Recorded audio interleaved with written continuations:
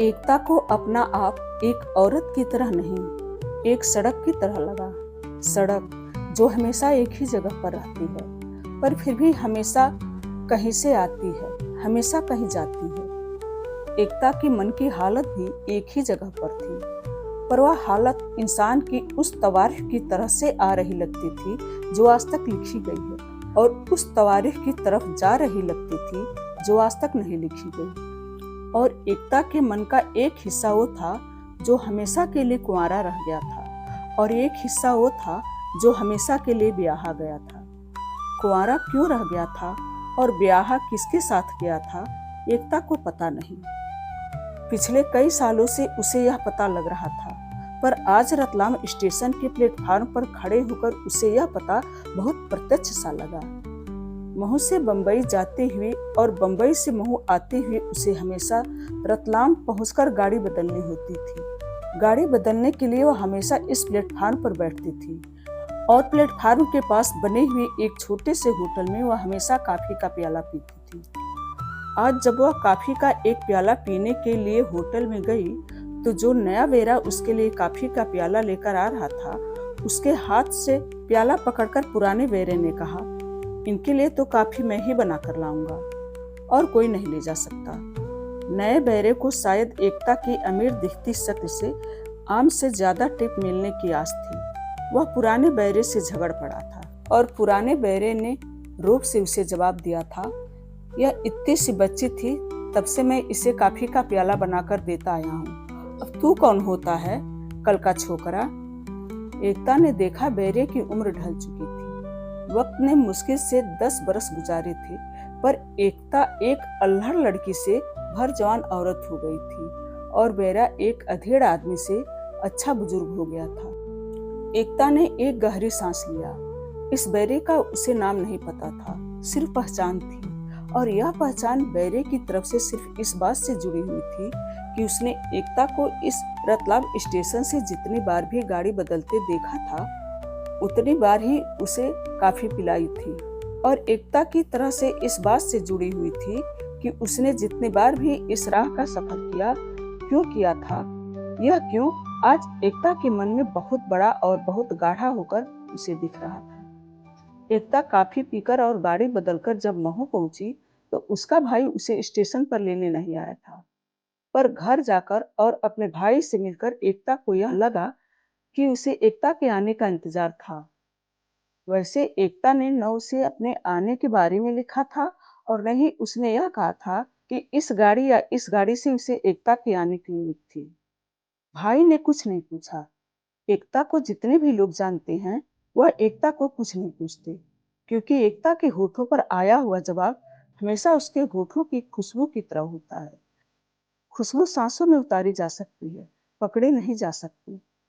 अपनी मुट्ठी को चाहे कोई कितना भी भींचे, वह खाली रह गई लगती है। एकता उदास थी, इस बारे में कुछ भी नहीं कहा जा सकता।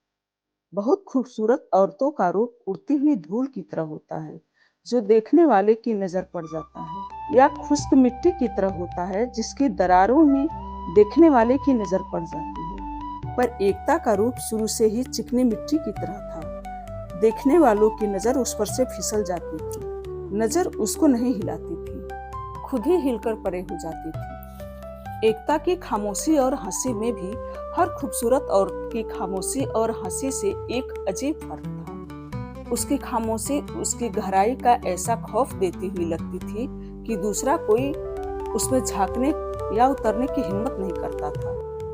और उसकी हंसी बहुत खिली हुई थी, खिलने के जोर से ऊंची हो गई थी। सुनने वालों को लगता था कि वह उसके ऊपर से लांघ गई थी, उसके सुनने समझने की हद से ऊपर। कई दिन बीत गए। भाई ने कुछ नहीं पूछा, भाभी ने भी कुछ नहीं कहा। माँ की जायदाद की आमदनी उसको और उसके भाई के लिए हमेशा आधी आधी होती थी। रकम बहुत नहीं थी, पर एकता जहाँ भी होती थी उसे वहाँ पहुँच जाती थी। जब बंबई में थी तब वहाँ, अब जब महू में थी तो यहाँ। भाई ने सिर्फ एक दिन यह कहा, रघु का खत आया था तेरे आने से कुछ दिन पहले। एकता ने सिर्फ अच्छा कहा और कुछ नहीं। यह अनुमान उसने पहले भी लगाया था, क्योंकि भाई से पहले ही दिन मिलते ही उसे लगा था कि उसको उसके आने का इंतजार था। खत में क्या लिखा होगा, एकता को इबारत नहीं पता थी। रघु वालिया की इबारत जरूर कुछ और होती होगी, पर जो उसी बात को एकता इबारत देती तो वह यह होती कि एकता और रघु के ब्याह की मियाद 10 बरस थी। मियाद पूरी हो गई, अब एकता और रघु दोनों स्वतंत्र। यह मियाद कैसी बीती? एकता का ख्याल था कि जिसने यह मियाद बिताए हैं उन्हें पता है वह कैसे बीती, और जिन्हें पता नहीं उनके लिए जानना जरूरी नहीं। इसीलिए चाहे भाई और भाभी ने कुछ पूछा नहीं था, पर उनकी आंखों में पड़े हुए सवाल का भी एकता ने जवाब नहीं दिया। सहेलियों में एकता की एक सहेली प्रिया एकता की जिंदगी में एक खास जगह रखती थी, इसीलिए कि प्रिया की जिंदगी में एकता का अस्तित्व जरूरी हो गया था, और प्रिया को जितनी भी जरूरत होती थी एकता इस जरूरत की पूर्ति के लिए अपने अस्तित्व को उसके लिए कायम रखती थी। दोनों महू के एक ही कॉलेज में पढ़ी थी, दोनों के एहसास सूक्ष्म भी थे और गहरे भी, पर एक फर्क था, एकता अपने मन के बराबर उतरती थी। कोई बड़ी से बड़ी जरूरत भी उसके लिए बड़ी नहीं होती थी, पर प्रिया खुद ही अपने एहसास से डर जाती थी। एक डर और एक जरूरत एक ही समय में उसके अंदर हरकत में आ जाते थे, जिसका नतीजा यह होता था कि उसके अंदर कुछ फैल जाता था, बाहर कुछ सिकुड़ जाता था। वह एकता की तरह सोच तो लेती थी, पर कुछ करती एकता की तरह नहीं थी। सोच के इर्द गिर्द कहीं कोई सीमा नहीं होती, पर कुछ कर सकने के लिए गिर्द बड़ी सख्त सीमा होती है। इसीलिए जहाँ कुछ कर सकने का सवाल आता था वहाँ वह चुपचाप खड़ी हो जाती थी, सिर्फ देखती थी, और एक तरह से एकता जो कुछ कर गुजरती थी उसमें से अपनी कल्पना को लांघकर उसको अपनी जिंदगी का हिस्सा बना लेती थी। यह अपनी हकीकत का कुछ हिस्सा जैसे अपने माध्यम से नहीं, एकता के माध्यम से जीती थी। इसीलिए उसके लिए एकता का अस्तित्व अपने अस्तित्व की तरह ही जरूरी हो गया था। कॉलेज के दिन में करीब एक ही समय था जब प्रिया को बंगाल के किसी निखर राय चौधरी से मोहब्बत हुई थी, और एकता को अपनी जात से बाहर रघु बालिया से प्रिया का लगाव वही ठिकाना नहीं ढूंढ पाया था, न लगाव और न तय, और उसने चुपचाप जहां माँ बाप ने कहा शादी कर ली थी, एक वकील के साथ जिसके पेशे से उसे ग्लानि थी। पर एकता ने एक जिद ठान ली थी और आखिर रघु बालिया से ब्याह कर लिया था। एकता ने जो कुछ मन में आया जीकर देख लिया था, प्रिया ने जो कुछ मन में आया एकता को जीते देखकर जी लिया था। प्रिया का खत आया दिल्ली से नहीं, बम्बई से, कि उसके खालिद को बम्बई शहर इतना पसंद है कि उसने अपनी प्रैक्टिस के लिए शहर बदल लिया है। वह शहर बदलने से खुश थी कि उसे एकता मिल जाएगी, पर बम्बई आकर उसे पता लगा है कि एकता बम्बई में नहीं है, महू है। इसीलिए वह कुछ दिनों के लिए एकता के पास महू आ रही है।